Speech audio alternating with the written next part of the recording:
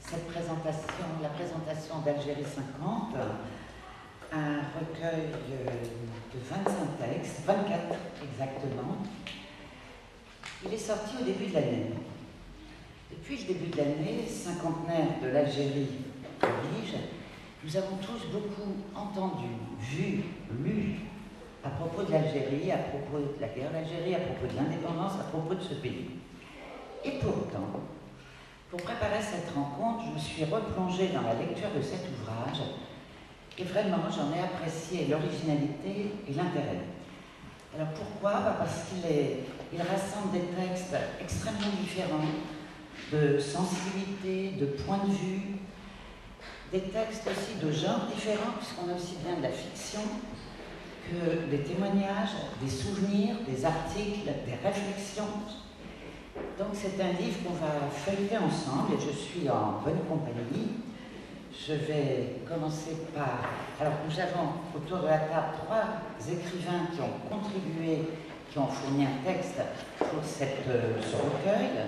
Donc Nathalie Philippe, qui est spécialiste des cultures du Sud, c'est-à-dire de l'Afrique, de l'océan Indien. Qu'est-ce que j'ai dit? Des cultures, de la littérature. Qui travaille à l'Institut français, qui est rédactrice en chef d'un site magnifique, culturesud.com, culture au pluriel. Et tu as écrit aussi un livre, 2 mariages de couple, en 2010.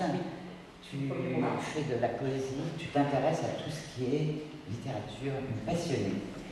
Tu as écrit un texte là-dedans qui est intitulé Mon Algérie mystérieuse, où tu parles naturellement de littérature.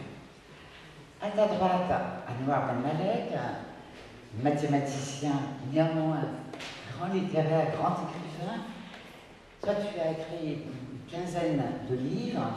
Citons le dernier, Tu ne m'auras plus demain, un hommage à ta mère, mais aussi on peut citer Ce jour viendra, que j'aime beaucoup, et L'enfant du peuple ancien. Il y avait aussi une chronique qui pouvait ressembler un petit peu au texte qu'on a, Chronique de l'Algérie amère, qui était publiée en 2003, je crois, et dont tu sors une réédition cette année augmentée pour aller jusqu'à nos jours, jusqu'à l'Algérie de nos jours. Voilà. Et puis à tout seigneur, tout honneur, Yahya Bellastri qui a plusieurs casquettes sur cet ouvrage. Non seulement il l'a coordonné, mais aussi tu as donné un texte qui s'appelle Un homme est mort, un seul le pleure, et qui a écrit aussi une très belle introduction à ce recueil. Voilà.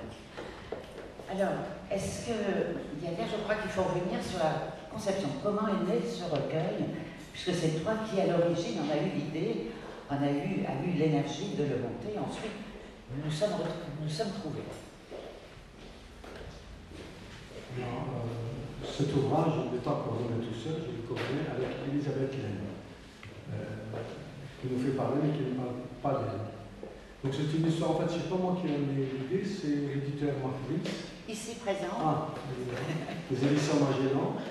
On s'est rencontrés à Alger, et puis une soirée sympathique avec du bon vin là-bas. Donc on a discuté, puis il m'a dit voilà, j'ai un petit projet, il y a un projet, dans quelques années, c'est le 50 ans de l'indépendance algérienne.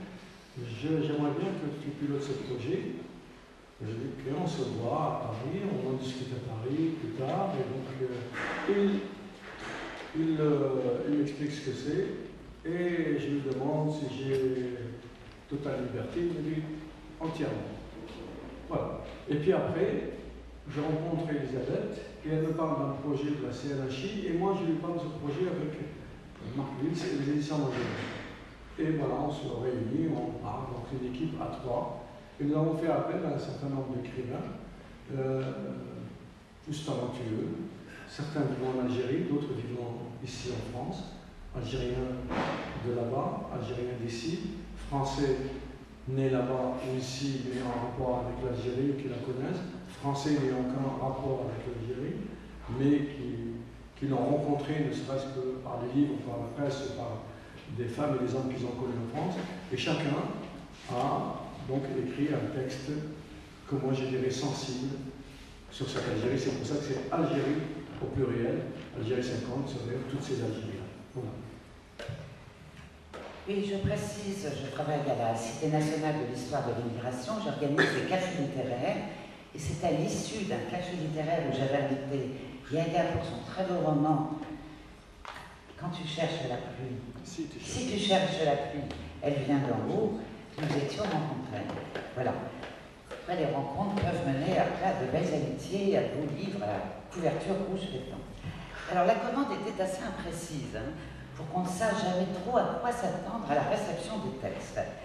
Donc, je vous lis ce que les auteurs contactés avaient reçu. Il y a 50 ans, le 5 juillet 62, après 132 ans de colonisation française et une guerre sanglante qui a duré 7 ans et demi, l'Algérie accédait à l'indépendance. 50 ans de souveraineté, qu'en est-il aujourd'hui?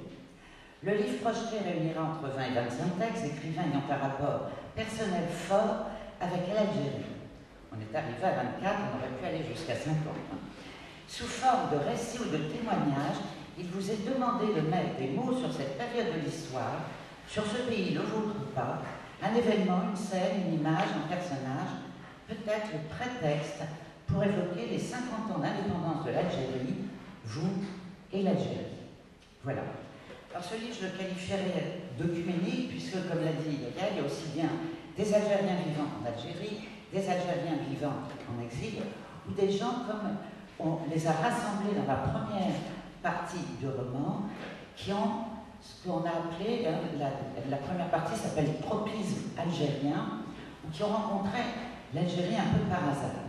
Alors, par exemple, le premier texte s'appelle Un amour compliqué. Il est très beau, il est un auteur que beaucoup connaissent, sûrement Jérôme Ferrari. Jérôme Ferrari, en 2003, a eu l'occasion d'aller enseigner pour le service militaire 4 ans en Algérie, et il s'est énormément, bien sûr, attaché à cette terre. Il était à Alger. Et il termine son texte d'une façon très belle. Il dit « Non, je le sais aujourd'hui, ce pays n'est pas le mien, mais c'est sans importance. L'amour est une chose compliquée qui n'exige pas la possession. » Et en effet, dans ce recueil, il y a d'autres textes qui montrent que l'Algérie a été rencontrée par hasard.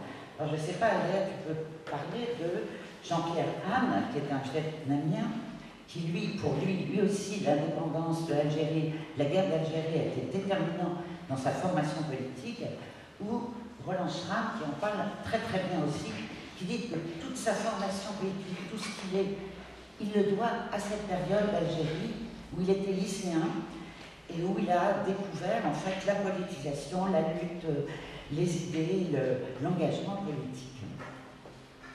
Non, c'est vrai, c'est ça, cette diversité. Alors Jean-Pierre Anne, son texte est très... humoristique. Ah oui, plein d'humour, parce que précisément il raconte comment la figure, à un moment donné, en France, c'était le Vietnamien dont on parlait, qui était pas sympathique, on n'aimait pas trop, et puis juste comme ça, un jour, il y a un basculement. Ce n'est plus le Vietnamien, on oublie le Vietnamien en France, et c'était l'Algérien qui devient la figure, disons, de celui qu'on doit rejeter, de celui qu'on n'aime pas. Voilà, et comment donc ça s'est passé, et c'est savoureux, je trouve. Roland Stram, lui, précisément, c'est quelqu'un qui, plus tard, dans son texte, il parle de cette rencontre avec l'Algérie, ici en France, en tant que jeune, en tant que collégien, lycéen, mais plus tard, il s'est marié avec une Algérienne, il a des enfants, il part en Algérie, et voilà. Et donc, on est toujours dans quelque chose de sensible, quelque chose qui se passe entre l'individu, cet écrivain, et cette terre algérienne.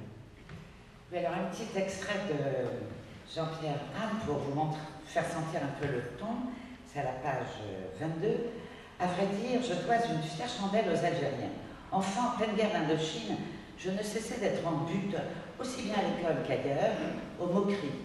Chinois vert à pattes jaunes étant une des nombreuses appellations par mes petits camarades de classe que mes petits camarades de classe me lançaient. Et à force, j'aurais presque fini par y trouver de l'affection. Et alors il dit, alors qu'au lendemain de la défaite de Dien Bien Phu en 1954, tout semblait réuni pour un surcroît de haine de la part de la population française, les camarades algériens, comme les appelait mon père, ont eu l'excellente idée de prendre le relais en entamant la lutte pour la libération de leur pays. Du jour au lendemain, brusquement, nous autres Vietnamiens sommes devenus de bons immigrés, discrets, travailleurs, propres.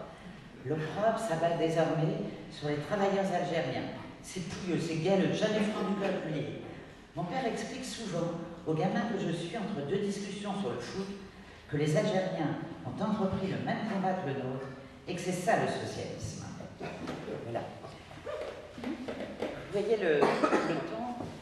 Pour Schramm, dont on parlait, il faut ajouter que son frère a été appelé au front en 1960.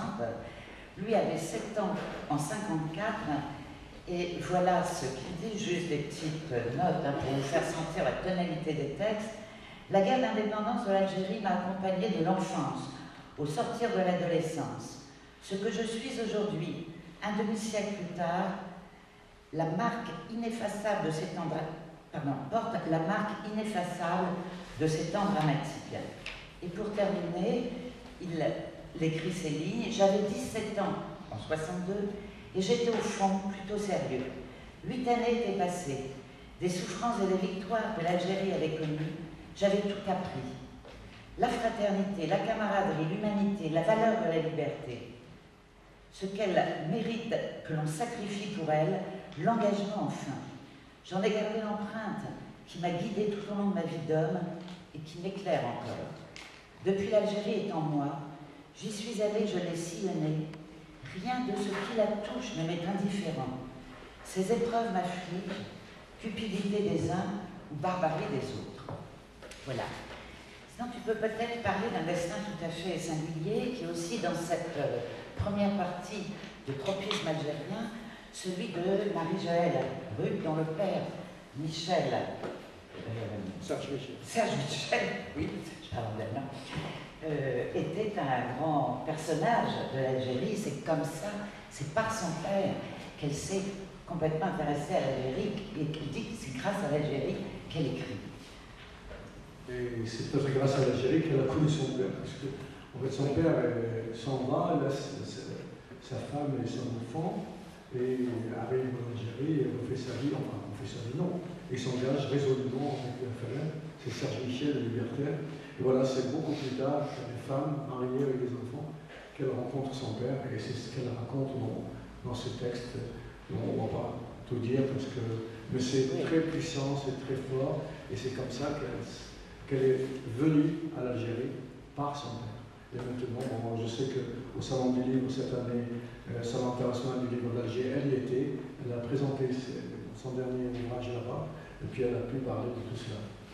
Oui, et souvent les personnages de ces livres sont des gens qui ont un grand rapport avec l'Algérie, que ce soit. Oui, c'est que voilà, son travail, c'est jusqu'ici, elle est, disons, biographe, voilà. Elle a beaucoup travaillé sur les figures anticolonialistes, les figures françaises, l'anticolonialisme. Alors, dans la deuxième partie, Indépendance amère, sont réunis plutôt des Algériens vivant en Algérie. Et là, ce ne sont pas tellement bougies que soufflent ces écrivains, mais ils lancent des flammes. Et c'est vrai qu'une guerre cache l'autre, tous reviennent beaucoup sur les années noires.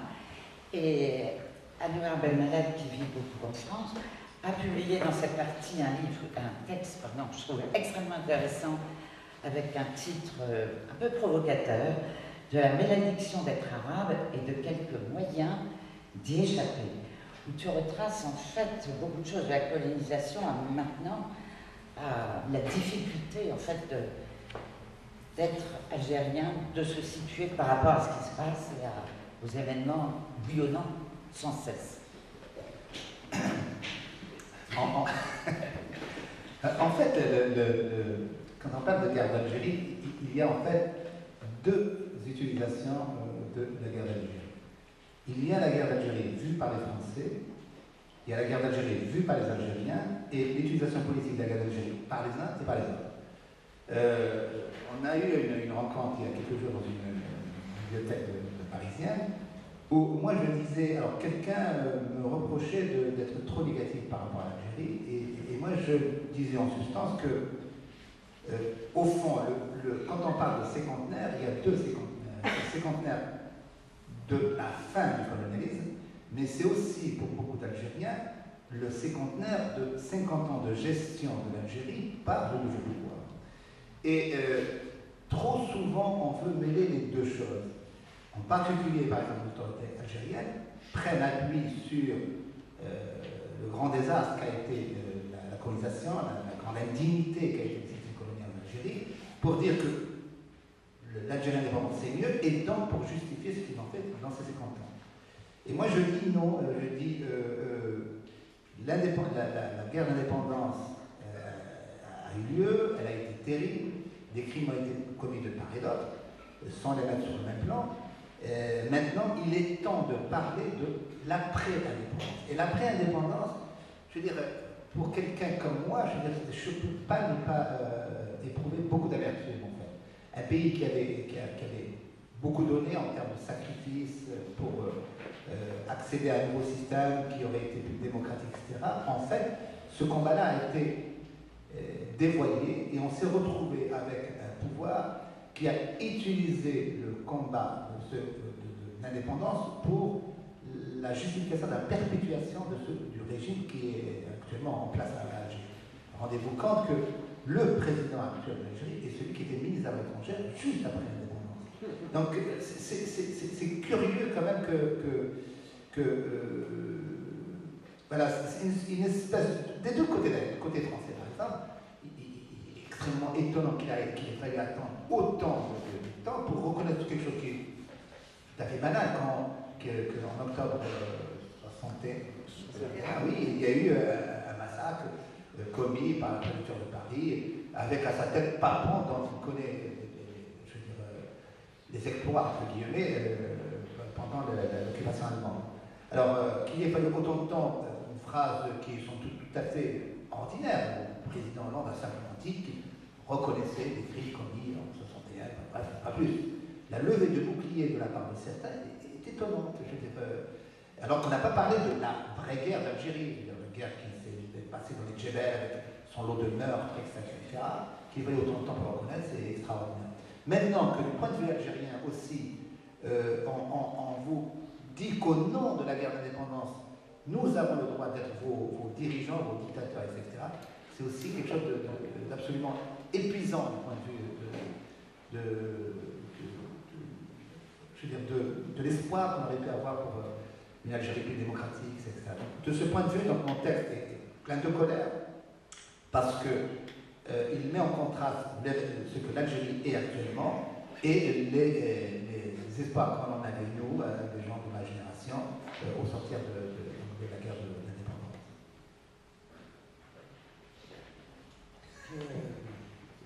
On dirait que j'ai plombé l'atmosphère. Non, c'est juste que dans l'introduction, c'est dit, c'est l'introduction à cet ouvrage, le texte dit que, et bien entendu, que ça appartient aux Algériens de faire leur bilan, c'est pas à nous, que nous avons exprimé un côté sensible, mais qu'en fin de compte, que s'il y avait juste, pas un million, mais quelque chose à rapporter sur ces 50 années, bien entendu, il y a des réalisations. Bien entendu qu'en 62, à l'indépendance, il y avait très peu d'enfants scolarisés et que l'Algérie a scolarisé un grand nombre d'enfants, la majorité jusqu'à 96%, bien entendu. Mais que 50 ans, c'est aussi 50 ans de brutalité et d'humiliation subie par la population algérienne de la part du pouvoir. Alors bien, Anwar Ben Malik parle du président actuel en Algérie qui a 73 ans, c'est comment dire, vénérable, pour respecter l'âge, bien entendu, mais il n'a pas sa place. C'est un pays qui a 70% moins de 30 ans. Ni lui, ni tous ces généraux qui sont là, qui ont pris ce pays en otage, qui s'en vont, qui laissent les Algériens construire leur avenir, leur destin, le prendre en main, c'est tout. Voilà, et que ces humiliations, ces brutalités cessent. Bien entendu, encore une fois, il y a eu des réalisations. Mais en face, qu'est-ce qu'il y a eu? Il y a des populations aujourd'hui qui vivent dans des conditions extrêmement difficiles, très dures même, et il n'y a pas de démocratie. Il ne faut pas croire qu'en même temps, ce pouvoir a fait le lit de l'islamisme, et aujourd'hui, ce que nous avons à faire dans une société bloquée, fermée, intolérante. Et que c'est insupportable. Ça, c'est au niveau politique, ce qu'il y a à dire, donc je rejoins tout à fait Anwar Ben Malik. Mais nous nous situons à notre niveau, nous nous situons au niveau des sensibles, et dire ce que nous inspire cette Algérie, pour ma part, c'est autre chose, c'est la possibilité de l'amour. Oui, Anwar Ben Malik, dans De la malédiction d'être arabe et de quelques moyens d'y échapper, écrit au moment du succès des islamistes aux élections, une bonne partie du peuple algérien, face au pouvoir des voleurs en casquette et treillis qui dirigeaient l'Algérie, choisira non pas la démocratie et son corollaire d'épreuves obligées pour aboutir à l'âge adulte des nations, mais un projet politique encore plus répressif, violent et archaïque que celui des généraux, celui de l'islamisme obscurantiste. Néanmoins, tu termines par une note d'espoir et surtout très combative, puisque tu dis « Allez, notre temps, allez, ne désespérez pas définitivement et ne faites pas votre monde arabe plus noir et diabolique qu'il ne l'est. Certes, c'est un mauvais moment, un très mauvais moment à passer pour le monde dont vous êtes issus. Mais croyez-vous qu'il était plus gai d'être un démocrate allemand dans les années 30 ou un dissident sous Staline ou Mao Tse-tung? En attendant, même si vous ne voyez encore rien venir, même si vous ne savez pas encore comment vous y prendre pour lutter contre la déraison et la complicité objective des uns et des autres dans la perpétuation de cette déraison, résistez. En fait, j'emprunte cette expression à un grand écrivain du Moyen-Orient. En fait, j'ai choisi d'être un peptiniste. Un peptiniste est un pessimiste qui ne demande qu'à être optimiste. Mais en même temps, je veux dire, il y a aussi cette réalité. Je veux dire, nous avons cru faire l'économie d'une partie du développement pour aboutir plus rapidement à la démocratie. Je veux dire, nous n'avions, quand j'étais à l'école, nous n'avions jamais imaginé qu'il allait falloir passer par la case intégrisme, etc., pour arriver à la démocratie. Or, il semble que le monde arabe, et quand je dis arabe, c'est une expression assez rapide pour dire le monde arabe ou berbère, etc., parce que si j'oublie le mot berbère, les cabinets présents dans la salle en général se réveillent, le monde arabo-berbère, en fait, je crois que quelque part, n'ayant pas cette notion de démocratie dans son histoire, il doit la redécouvrir et faire la différence entre démocratie égale volonté de la majorité et démocratie égale volonté de la majorité plus le respect absolu des droits de la minorité. Pour le moment, les islamistes ont beau jeu de dire nous avons la majorité, donc nous devons mener le pays comme nous l'entendons, quitte à écraser tous les autres. Donc voilà, et ça je crois, j'ai l'impression, malheureusement, qu'on ne peut pas en faire l'économie. Et bien, moi j'aurais bien voulu en faire l'économie, mais je crois que voilà, que tous, je veux dire, on a eu beaucoup d'espoir quand il y a eu ces fameuses révoltes arabes, et de se retrouver replongé dans ce passage par l'intérim, c'est quelque chose qui est profondément douloureux. Donc, nous, on rigole, etc. Je veux dire qu'à l'intérieur, est-ce que vraiment le monde arabe correspond à la caricature qu'on fait? Et assez souvent, j'ai l'impression que et les racistes, et les arabes, et les musulmans, etc., font tout pour être d'accord. Et donc, je répète, ce sont ces textes dans Indépendance amère, écrits en grande majorité par des Algériens vivant en Algérie, qui sont les plus durs, alors, qui sont les plus terribles. Alors, je voudrais citer Lazari Lapter, qui a écrit un texte intitulé Polyphonie pour un pays de longue peine, qui pose un regard très triste sur son pays. Je vous lis juste quelques lignes. Ils en ont fait une plaie à ciel ouvert, un chancre purulent, désordonné. Je n'arrive pas à contenir la sourde colère qui se lève en moi à chaque fois que je pense à tous ces ronds de cuir, incultes et voraces, combattants de la dernière heure, martiens de toute Acadie, ayant truqué le brassard de la force locale contre celui des Moudjahidines, traîtres recyclés en patriotes à l'heure du cessez-le-feu, qui ont pris le pays en otage et l'ont mis en coupe réglée depuis qu'ils ont confisqué son indépendance et sa liberté chèrement acquise en assassinant ses martyrs une deuxième fois. Leur Algérie est à l'exacte image de ces laides constructions inachevées, véritables bunkers de béton et de briques, appelées pompeusement villas, des terrasses desquelles dépassent aux 4 points le fer à béton des futurs piliers où l'on a accroché des pneus usagés ou des scellés pour se protéger du mauvais œil. Pauvres Algériens, qui ne cessent d'élever, étage sur étage, leurs bâtisses, comme pour monter toujours plus haut, et échapper ainsi aux saletés pestilentielles et repoussantes qui gangrènent le pays. Voilà. Léla Marouane aussi, tu peux peut-être parler de son œuvre, qui évoque les femmes lumineuses de son enfance à Biskra, mais qui termine aussi par l'agression dont elle a été victime en Algérie et qui a provoqué son exil ensuite. Oui, peut-être juste deux mots rapidement, parce que Leïla Marouane, c'est une femme exceptionnelle que j'aime beaucoup, qui habite à Paris, et donc qui a écrit plusieurs romans, dont un titre assez intéressant, c'est La vie sexuelle de l'islamiste à Paris. Très intéressant. Chalva Michel. C'est très beau comme texte. Mais ça, c'est tout Leïla Marouane, elle est toute en dérision.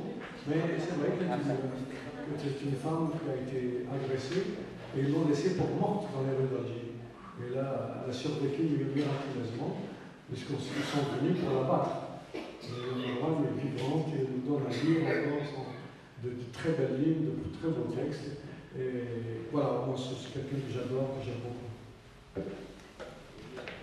Alors là, on a des textes un peu journalistiques, des essais, mais par exemple, le texte de Lagarde, Un homme est mort, un seul pleure, fait un peu écho, c'est comme un chapitre en fait de ton dernier roman, Une longue nuit d'absence, puisque tu racontes l'amitié très bouleversante d'un fils de républicain espagnol qui est né à Oran, qui est allé à Oran régulièrement de 67 à 70 après en être parti, et qui a été attendu toutes ces années par un ami, Jeff, jusqu'à ce qu'il le retrouve en 2001.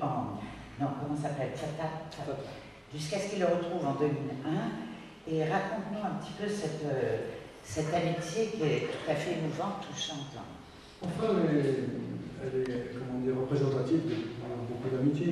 C'est-à-dire que j'avais toujours à l'esprit une histoire d'un autre copain algérien qui jouait avec un gamin de son âge tout le temps, et puis c'était en juillet. En juillet, un matin, il arrive comme d'habitude, il va chez son copain qui s'appelle Jean-Jacques, et il frappe à la porte. Le père de Jean-Jacques ouvre la porte et il dit alors lui il s'appelait, moi j'ai oublié son prénom, disons Mohamed. Et donc il dit tu vois, qu'est-ce qu'il y a? Il dit Jean-Jacques est là, on va jouer aujourd'hui. Il dit Jean-Jacques est parti. Et comment ça se fait que Jean-Jacques est parti? Il est parti en France. Et le gamin n'a jamais compris. Et quand il l'a revu beaucoup plus tard, au début des années 2000, c'était décembre, hein, il l'a regardé comme ça, il lui a dit, tu m'as trahi. C'est l'Algérien qui dit au pied noir, tu m'as trahi. Tu es parti sans me dire, je suis venu chercher comme d'habitude. Ce que je veux dire par là, c'est que il y a la colonisation, il y a la guerre d'Algérie, il y a autre chose. Il y a des choses, des fraternisations qui ont eu lieu entre les femmes et les hommes sur cette terre. Il y a des passerelles qui ont été lancées entre les femmes et les hommes de ce pays. Il y a de l'amour, il y a eu de la reconnaissance, il y a eu de l'amitié. Bien sûr, à côté, il y a eu des conflits, il y a eu la haine, il y a eu beaucoup de choses. Mais il y a eu aussi cela. Alors, on parle beaucoup de la guerre de colonisation. Mais parlons aussi de ces amours-là. Parlons de fraternisation, de la fraternité. C'est important. Donc moi, pour ce travail-là, j'avais délibérément voulu parler de ça, d'une relation d'amitié entre deux hommes, deux jeunes enfants, et qui se retrouveront plus tard. Et je peux vous dire que j'ai connu cela, j'ai assisté à cela. C'est-à-dire qu'ils se voient pendant 30 ans, quand ils se voient, ils sont comme des enfants, on dirait une parenthèse qui s'est fermée. Ils se retrouvent à pleurer, comme des gamins, et puis ils repartent. J'ai vu aussi, je peux vous citer son nom, il était journaliste longtemps au Monde, Pierre Calfon, qui était dans le poste au Chili quand Allende a été assassiné. Et Pierre Calfon, j'étais avec lui à Oran. Et il y avait une chose extraordinaire qui est arrivée. Il m'a dit, tu sais, Yahya, il y a la rue de la Révolution, il y a un commerçant là que je connais depuis très longtemps, je ne l'ai pas vu, il s'appelle Leloup. Est-ce que tu pourrais y aller voir? Je dis, bon, oui, je connais la famille Leloup, puisque un enfant de Leloup était avec moi au lycée, et il est vice-recteur de l'agence universitaire française aujourd'hui. Donc, vous imaginez le chemin. Et je connais, je l'ai emmené. Et figurez-vous que ce monsieur était là, et Pierre arrive et lui dit, vous êtes le frère de Leloup que je connais. Et l'autre, il regarde et dit, tu es un calfon, toi? Et à un moment donné, ils nous laissent tomber. Ils s'en vont marcher tous les deux, l'un derrière le dos, l'un à côté de l'autre, et ils vont. Et une demi-heure après, on les voit arriver de loin, comme ça, toujours l'un derrière le dos, en train de parler, comme si c'était des copains qui ne se sont jamais quittés. Et bien, je trouve que cette image est extraordinaire. Elle est d'une force, d'une beauté inouïe. Peut-être pour nous sortir de cette guerre des mémoires, de ces mémoires concurrentielles, peut-être qu'il faut parler de cela plutôt, d'amour, de fraternisation. Et je crois qu'on en a besoin.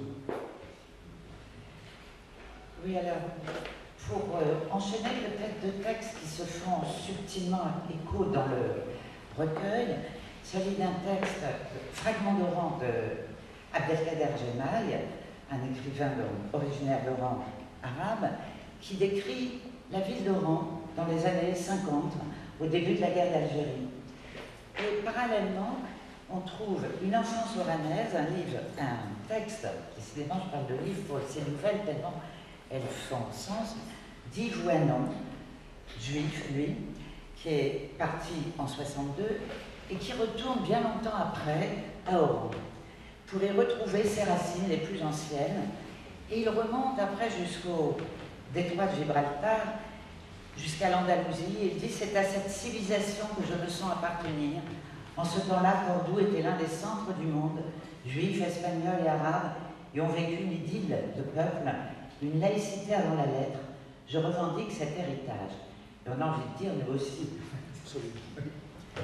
Alors Nathalie Philippe, c'est un cas part, puisque, un peu comme moi d'ailleurs, je n'ai jamais allé en Algérie, on devrait le dire. En effet. Mais comme tu le dis dans ton texte, l'Algérie est venue par la voie de l'amitié et les chemins hasardeux du cœur et de la littérature. Je dirais d'abord de la littérature. J'ai rencontré l'Algérie d'abord au lycée avec Camus, évidemment, puisque je crois qu'aujourd'hui l'étranger est toujours au programme des lycées ou des collèges, je ne me souviens plus. Et d'ailleurs, c'est un texte bien trop complexe à mon avis pour être abordé si tôt. Et très apprécié encore des élèves, même à partir de la troisième, c'est un livre qui fait qui les trouble, qui les interroge beaucoup. Oui, à l'époque de cette première lecture, je n'avais pas pris conscience, en fait, je pense que c'était un manque de maturité et de connaissances de l'histoire, parce que je sais pas, je devais avoir 14-15 ans probablement, et une méconnaissance totale de l'histoire du passé de l'Algérie et même de la colonisation. On nous enseigne quand même assez mal l'histoire en France, à le souligner. Et c'est lors d'une seconde relecture beaucoup plus tardive, quand j'étais à l'université, que j'ai pris conscience de cette francité. Alors je ne sais pas, j'emprunte le terme à Saint-Laurent, je ne sais pas si ça peut convenir, mais c'est comme ça que j'ai envie de le formuler. J'ai pris conscience de la francité de l'Algérie en relisant L'étranger d'Albert Camus. Et c'est à ce moment-là que j'ai pu percevoir à quel point, effectivement, pendant une période de 132 ans, on l'a dit, l'Algérie était devenue vraiment une française. Et c'est vrai que c'est à ce moment-là que je me suis rendu compte de la longueur de la période. Donc, donc à partir de là, j'ai eu cette prise de conscience. Et au moment où je me suis remise à lire Camus, c'est là que je suis rentrée aussi dans une spécialisation en littérature francophone et à plus forte raison sur les littératures du Sud. Et j'ai découvert évidemment les textes de Mohamed Dib, par exemple, où là, on mettait les pieds dans les revendications nationalistes de Felaga. Donc je pense à l'incendie notamment. Il y a eu des souffrances aussi d'un peuple qui se sont illustrées dans des vers qui ont fait écho en moi. Et ces vers sont d'un poète peut-être un peu moins connu d'ailleurs dans le panorama de la littérature algérienne, qui est Jean Sélac, et que je cite d'ailleurs dans mon texte. D'ailleurs, je vais vous les lire. Je chante l'homme de transition, cœur animé, clairvoyante. Je récuse l'horreur qui nous a frappés à la source, la parole envenimée dans notre bouche a pris le charme. Donc autant de textes qui ont fait écho en moi, et surtout ce questionnement justement que j'avais, qui était venu à moi sur ces 132 années de colonisation. Il y a eu également, on en a beaucoup parlé cette année, l'année précédente, en 2011, non c'était 2012 l'année, je me mélange pas. On a beaucoup parlé de France Fanon, ce psychiatre martiniquais qui a vécu en Algérie et qui en a été expulsé en 1957. Et pourquoi il en a été expulsé, on le sait, c'est notamment à cause de son engagement dans la résistance nationaliste. Donc ça aussi c'est un fait assez marquant. Et autant donc je pourrais encore évoquer bien d'autres auteurs et même d'autres plus contemporains, dont certains qui ont publié dans cet ouvrage, que ce soit Abdelkader Djemal, Daria Belasri bien évidemment, donc notre ami à ma droite, et je pensais aussi à Boilem Sansal, etc. Donc, pour faire référence à des textes plus récents. Donc, vous entendez, vous pouvez comprendre donc, que dans un premier temps, c'était vraiment une Algérie fictionnelle à laquelle j'ai eu accès. Et en effet, parallèlement, tout au fil de mon existence, il y a eu comme ça des rencontres qui se sont faites de manière tout à fait fortuite avec des Algériens et des Algériennes. Donc, je me souviens de ma première année à l'université de la Sorbonne, où j'étais complètement perdue, noyée dans tous les étudiants, parce que Dieu sait que c'est une grande université, quand on arrive en DEUG, on est un peu perdu.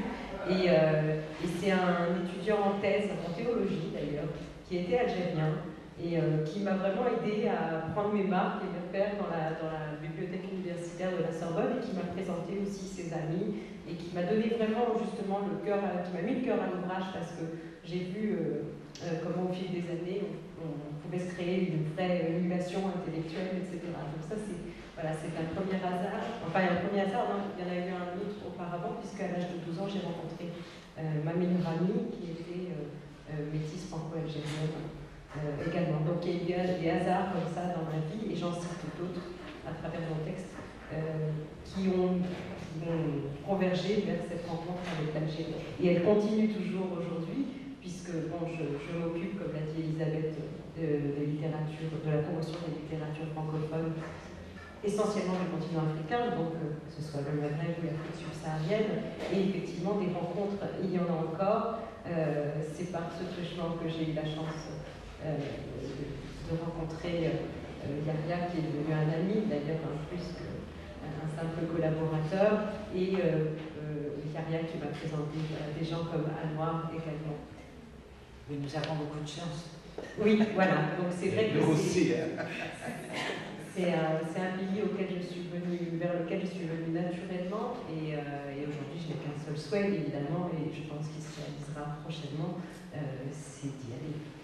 Donc, alors j'espère que mon approche mythique, fictionnelle, ne s'en trouvera pas dénaturée. En même temps,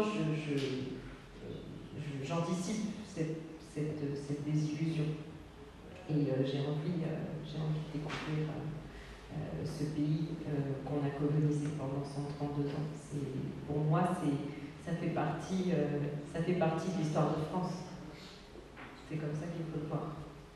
On a une dette morale et puis ce qui fait aussi qu'on a un rapport évidemment, et c'est le cas aussi avec évidemment tous les pays devenus indépendants d'Afrique francophone. On a un passé en commun et ce qui m'a rapproché essentiellement évidemment de ces pays-là. Merci Nathalie. Nous n'allons pas passer en revue tous les textes parce que nous voulons vous réserver quelques surprises quand vous l'ouvrirez chez vous. Mais je voudrais encore citer un texte de Fatima Benaskil-Lankou qui, sous la forme d'un journal tenu par une petite fille, revient sur un épisode très douloureux, une honte un peu française, qui est la vie des harkis enfermés dans le camp de Rivesaltes. Elle a eu la bonne idée de faire ça sous la forme d'un journal où elle parle d'un petit garçon qui attend l'arrivée de sa maman, et c'est un texte vraiment magnifique. Donc peut-être il va être temps de vous passer la parole, de voir si vous avez des questions à poser à nos invités, à nos écrivains, avant de vous précipiter sur ce recueil. Donc la parole est à vous. Merci. Merci pour cette parole. Merci pour ce bel hommage, parce que je voudrais vous dire que Mohamed Rachid Zegeg a écrit un livre qui parle d'un pan d'histoire méconnu de l'histoire franco-algérienne, puisqu'il parle des prisonniers algériens du FLN en France. Et on apprend des choses étonnantes. Remarquable livre de témoignages. Donc je suis bien content qu'il ait pris la parole, qu'il ait parlé, parce que j'aurais voulu qu'il soit à cette table ou à une autre, mais je suis bien content qu'il ait parlé, comme ça vous avez l'idée d'un peu de son ouvrage. Ben, merci à vous. Merci. Merci.